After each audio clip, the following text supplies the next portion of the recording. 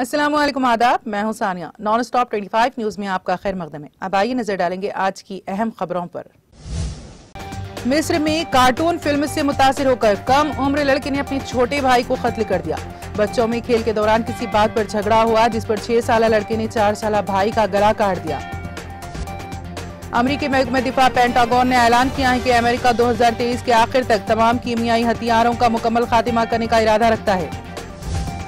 Yemen में Houthi Malaysia ने सना सूबे के एक गांव के शेख को इस अहद पर दस्तखत करने पर मजबूर कर दिया कि वो अपने इलाकों में खवातीन को स्मार्टफोन और मेकअप पाउडर के इस्तेमाल से रोक देंगे। वजीर आजम नरेंद्र मोदी ने अमेरिका, हिंदुस्तान, जापान और ऑस्ट्रेलिया के क्वाड रेगुलर फ्रेमवर्क को इंडो पैसिफिक खित्ते और दुनिया में अमन व सलामती को यकीनी बनाने वाला एक इत्तेहाद करार दिया है। हिंदुस्तान ने अक़वाम मुत्तहिदा की जनरल असेंबली में पाकिस्तान के वज़ीर आज़म इमरान खान की तरफ से जम्मू और कश्मीर का मसला उठाए जाने पर कहा है कि जम्मू और कश्मीर और लद्दाख हिंदुस्तान के लाजिम हिस्से थे और रहेंगे। पाकिस्तान यहां से अपना गैर कानूनी कब्जा फौरी तौर पर खाली करे। अमरीकी सदर जो बाइडन ने जुमा को कहा कि दुनिया के सबसे बड़े जमहूरी मुल्क हिंदुस्तान और अमेरिका दो तरफा ताल्लुकात की तारीख में नया बाब शुरू कर रहे हैं।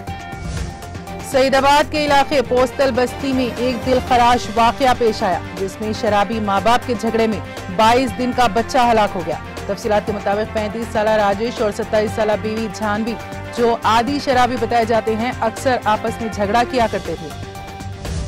मौलाना आजाद नेशनल उर्दू यूनिवर्सिटी के vice chancellor professor Syed Ainul Hasan ने कल लेफ्टिनेंट गवर्नर जम्मू कश्मीर मनोज सिन्हा से मुलाकात की। उन्होंने मानू में उर्दू के फरोग के लिए चलाए जा रहे मुख्तलिफ तालीमी और तहकीकी प्रोग्रामों से मुतालिक लेफ्टिनेंट गवर्नर को मालूमात फराहम की हैं।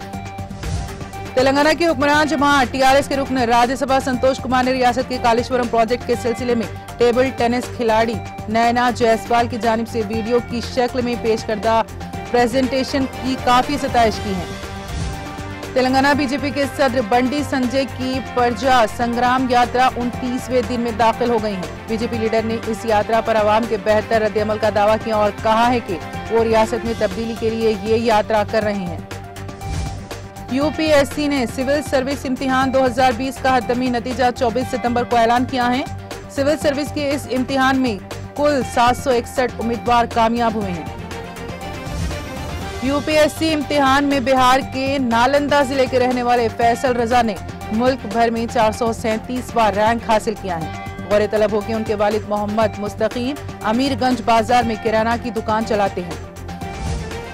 UPSC इम्तिहान 2020 में जामिया मिलिया इस्लामिया यूनिवर्सिटी के 20 तालिबे इल्मों ने कामयाबी हासिल की है। तलबा की कामयाबियों पर सोशल मीडिया पर मुबारकबादियों का सिलसिला जारी है। दहली तशद्दुद के मामले में UPA के तहत जेल में बंद गुलफशां फातिमा के करीबी रिश्तेदार, यहाँ तक कि उनके वालिदैन ने भी फातिमा से कोई ताल्लुक नहीं होने को लेकर जाफराबाद पुलिस स्टेशन में हलफनामा जमा कर दिया है। कम्युनिस्ट पार्टी ऑफ इंडिया के रुकन कन्हैया कुमार और RDAM के रुकन असेंबली जिग्नेश कांग्रेस में शामिल हो सकते हैं। जराये के मुताबिक ये दोनों 28 सितंबर को बाकायदा तौर पर कांग्रेस का दामन थाम लेंगे। भोपाल सेंट्रल जेल में बंद सेमी से ताल्लुक रखने वाले 4 मुजरिमीन को सुप्रीम कोर्ट की हिदायत के बाद भोपाल जिले अदालत ने 7 साल बाद जमानत दे दी है। इस्माइल, उमैर, इरफान और सिद्दीक को मुकम्मल जमानत मिल गई है। सऊदी अरब की तारीख में पहली बार मुख्तलिफ फौजी ओहदों पर मामूर सऊदी खवातीन ने 91वें कौमी दिन की मुनासिबत से मुनक्कद की जाने वाली दिफाई परेड में भरपूर शिरकत की है। हिंदुस्तानी वज़ीर आज़म नरेंद्र मोदी के अमेरिका आमद पर सिख मुजाहिरीन ने एहतजाज किया है। गैर मुल्की मीडिया रिपोर्ट्स के मुताबिक नरेंद्र मोदी वर्ल्ड होटल में मुकीम हैं। सिख मुजाहिरीन ने होटल के बाहर धरना दिया। मुजाहिरीन ने मोदी के खिलाफ और खालिस्तान की आज़ादी के लिए नारेबाजी भी की। कांग्रेस के साबिक सदर और रुकने पार्लियामेंट राहुल गांधी ने चीन के मामले पर इशारों में वज़ीर आज़म नरेंद्र मोदी को निशाना बनाया। राहुल गांधी ने ट्वीट किया कि मिस्टर 56 चीन से डरता है।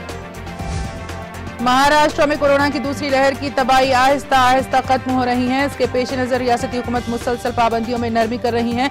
महाराष्ट्र में 4 अक्टूबर से स्कूल खुलेंगे। वजीर आला उदय ठाकरे ने इस सिलसिले में महकमे तालीम की तजवीज को मंजूरी दे दी है। मालदीव में छुट्टी मनाने के बाद करीना कपूर और सैफ अली खान मुंबई वापस आ गए हैं। मुंबई वापस लौटने के बाद उनकी तस्वीरें सोशल मीडिया पर खूब वायरल हो गईं।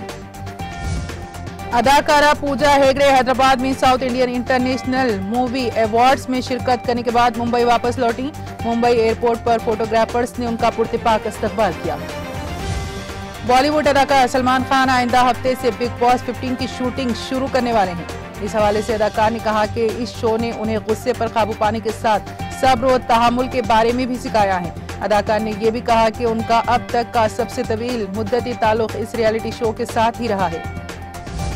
कोरोना से मुतासिर पाए गए बाएं हाथ के तेज गेंदबाज टी नटराजन की जगह पर जम्मू कश्मीर के दाएं हाथ के तेज गेंदबाज इमरान मलिक सनराइजर्स हैदराबाद की टीम में शामिल हो गए हैं। इंडियन प्रीमियर लीग के 14वें सीजन में दिफाई चैंपियन मुंबई इंडियंस को दूसरे मरहले के मुसलसल 2 मैचों में शिकस्त हुई। इन दोनों मैचों में टीम ऑलराउंड हार्दिक पांडे के बगैर खेली थी। टीम के बॉलिंग कोच ने कहा कि आखिरी मैचों में हार्दिक एक धमाका करेगा और फिर टीम को प्लेऑफ में ले जाएगा। अब इसी के साथ नॉन स्टॉप 25 न्यूज यहीं पर खत्म हुई। अब इजाजत दीजिए, खुदा हाफिज।